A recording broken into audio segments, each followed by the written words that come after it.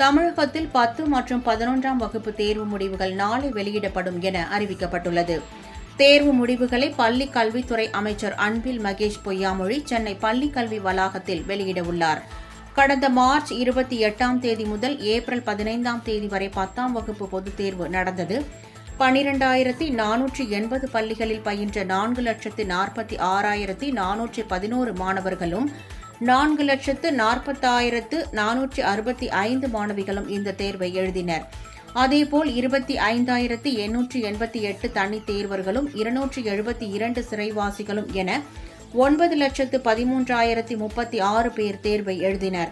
10ஆம் வகுப்பு பொதுத் தேர்வு விடைத்தாள்கள் திருத்தும் பணி ஏப்ரல் 22ஆம் தேதி முதல் 30ஆம் தேதி வரை நடைபெற்றது. மதிப்பெண்களை இணையதளத்தில் ஏற்றும் பணி நிறைவடைந்த நிலையில் பொதுத் தேர்வு முடிவுகள் நாளை வெளியிடப்படுகிறது. பள்ளி கல்வித்துறை தெரிவித்துள்ள அதிகாரப்பூர்வ இணையதளங்களில் தங்களது பதிவெண் மற்றும் பிறந்த தேதி ஆகியவற்றை உள்ளீடு செய்து தேர்வு முடிவுகளை அறிந்து கொள்ளலாம்.